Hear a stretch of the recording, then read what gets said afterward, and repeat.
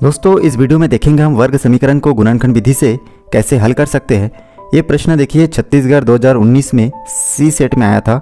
तो यहाँ पे हम लोग देखते हैं कि ये प्रश्न बहुत इम्पॉर्टेंट है और ये थोड़ा वर्ग समीकरण जैसे हम लोग पहले वीडियो में बना चुके हैं उससे थोड़ा अलग दिख रहा है। तो चलिए इसको देखते हैं कैसे हम लोग हल कर सकते हैं। सबसे पहले देखिए, हमारा जो पहले का वर्ग समीकरण था वो कुछ इस रूप में रहता था, जिसमें ax² plus bx plus c equal to 0। लेकिन हमारे जो अभी का जो प्रश्न दिख रहा है ये कुछ इस रूप में है, ax² plus bx equal to 0। मतलब इसमें x² और x दिखता है लेकिन कोई संख्या नहीं दिखेगा अलग से।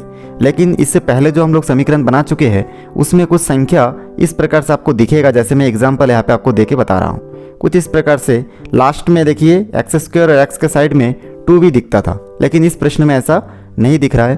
तो हम लोग क्या करेंगे, जब हमको x² और खाली x दिखेगा, खाली अलग से कोई संख्या नहीं दिखेगा, इसमें कोई पद नहीं दिखेगा, तो हम लोग खाली इन दोनों में से ही कॉमन लेंगे। तो इन दोनों में से देखिए क्या कॉमन ले सकते हैं, x² और यहाँ पे दिया है -11x इक्वल टू 0। अब इन दोनों में से हम लोग देखेंगे, क्योंकि इसमें 2 पद होने के लिए हम लोग इसके मध्य में कोई पद नहीं है, इसलिए इसका मध्य पद नहीं तोड़ सकते। तो इसलिए हम लोग क्या करेंगे, इन दोनों में से ही कॉमन ले लेंगे जो संख्या कॉमन जा सकता है। जैसे कि यहाँ पे आपको दिख रहा है, इन दोनों में से हम लोग x को कॉमन ले सकते हैं, इसलिए x कॉमन ले लेंगे। 2x में से 1x कॉमन ले चुके तो 1x बचा, और माइनस के बाद 11x में से 1x बाहर चला गया, तो इस प्रकार से यहाँ पे 11 बचा। ब्रैकेट बंद कर देंगे, बराबर 0 का 0 नोट करेंगे। उसके बाद आगे हम लोग अब देख रहे हैं कि इसमें भी x और x - 11 दोनों 0 के इक्वल में है, इसलिए हम लोग एक बार x को 0 के बराबर रखेंगे और एक बार हम लोग इसमें x - 11 को भी 0 के बराबर रखेंगे। तो इस प्रकार से x इक्वल टू हमको 0 प्राप्त होगा, तो x का एक मान हमको 0 प्राप्त हो गया। इसी क्रम में आगे बढ़ेंगे तो हम लोग देखेंगे यहाँ पे x इक्वल टू 11 को पक्षांतर करेंगे, 11 माइनस से उस तरफ जाके प्लस हो जाएगा और 0 के साथ 11 प्लस होके हमको 11 ही प्राप्त होगा। तो इस प्रकार से 11 का दूसरा मान हमको x का दूसरा मान हमको 11 प्राप्त होता है। तो देखिए बहुत सिंपल सा क्वेश्चन आया था, ये आपके बोर्ड एग्जाम में इस प्रकार का प्रश्न छत्तीसगढ़ 2019 में सेट सी में पूछा गया था। चलिए हम लोग सेकंड क्वेश्चन देखते हैं।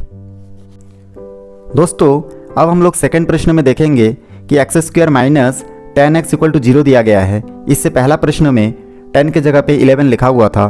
तो इसमें हम लोग पहले भी देख चुके हैं, जब हमारे वर्ग समीकरण में पदों की संख्या 2 रहेगा, जैसे कि इसमें 2 पद है, 1 2, ऐसे ही 2 पद रहेगा तो आपको हमेशा कॉमन लेना है। आपको इसमें मध्य पद, क्योंकि इसमें 2 संख्या के मध्य में कुछ दिख नहीं रहा है, इसलिए हमको मध्य पद नहीं तोड़ना है, हमको डायरेक्ट इसको कॉमन लेना है। तो इसमें से हम लोग देखेंगे कि हमारा जो प्रश्न था x² माइनस 10x लिखा हुआ है बराबर 0।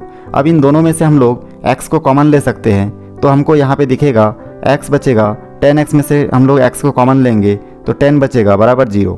तो इस प्रकार से हम लोग x के बराबर में एक बार 0 रखेंगे और इसी प्रकार से x - 10 के बराबर में भी 0 रखेंगे। तो यहाँ पे x इक्वल टू 0 प्राप्त होगा और यहाँ पे आगे जाएंगे तो x इक्वल टू हमको 10 पक्षांतर होकर इस तरफ आ जाएगा। तो इस प्रकार से हमको यहाँ पे +10 प्राप्त होगा। तो x का 2 वैल्यू देखिए हमको प्राप्त हुआ, x इक्वल टू 0 और x इक्वल टू 10। तो बहुत सिंपल तरीके से हमारा सेकंड प्रश्न भी बन चुका है, जो कि छत्तीसगढ़ 2019 में सेट ए में आया था। तो IMP क्वेश्चन है। चलिए हम लोग इसके बाद थर्ड क्वेश्चन देख लेते हैं। दोस्तों, ये देखिए तीसरा प्रश्न में अब देखिए लिखा हुआ है x² minus 9x equal to 0। ये छत्तीसगढ़ 2019 में बी सेट में आया था। तो आप देख ही पा रहे होंगे कि प्रश्न हमारा एक ही टाइप का रहता है, लेकिन यहाँ पे खाली संख्याओं को चेंज कर देते हैं। बाकी बनाने का मेथड जो है सिंपली एक ही टाइप का रहता है। इसमें भी देखिए तीसरा जो बी सेट में क्वेश्चन आया है, ये प्रश्न भी आपका 2 पद है, x² 1 पद है और 9x 2 पद है। इसमें 3 पद नहीं दिया है। तो आपको मैं बता चुका हूँ, जब 2 पद दिया रहेगा तो हमेशा आपको खाली कॉमन ही लेना है। तो हमारा जो प्रश्न है उसको एक बार नोट कर लेते हैं, x² minus 9x equal to 0। अब हम लोग इसमें से क्या कर सकते हैं, x को कॉमन ले लेंगे। तो यहाँ पे आप देख रहे होंगे x बचेगा और 9x में से x कॉमन चला गया, तो इस प्रकार से 9 बचा, बराबर हम लोग 0 लिख सकते हैं। आगे बढ़ेंगे तो देखेंगे x इक्वल टू हम लोग एक बार 0 रख सकते हैं और यहाँ पे x - 9 इक्वल टू भी 0 रख सकते हैं। ऐसा हम लोग इसलिए रखते हैं क्योंकि हम लोग जानते हैं x और x माइनस 9 दोनों ही 0 के इक्वल में हैं। तो इस प्रकार से x का एक मान हमको 0 प्राप्त होगा और दूसरे तरफ x के यहाँ से अगर 9 को पक्षांतर करेंगे तो x इक्वल टू हमको खाली 9 प्राप्त होगा। तो हम लोग देख पा रहे होंगे कि x का एक वैल्यू हमको x इक्वल टू 0 प्राप्त हुआ और x का दूसरा मान हमको x इक्वल टू 9 प्राप्त हुआ। तो इस प्रकार सिंपली ये देखिए हम लोग 3 क्वेश्चन देख चुके हैं। इन तीनों क्वेश्चन के जैसे क्वेश्चन आपके बोर्ड एग्जाम में आ सकता है या फिर इन्हीं में से क्वेश्चन भी आपके बोर्ड एग्जाम में आ सकता है। तो आप इस वीडियो को शुरू से आखिरी तक देखें, इसलिए आप सबका बहुत बहुत धन्यवाद।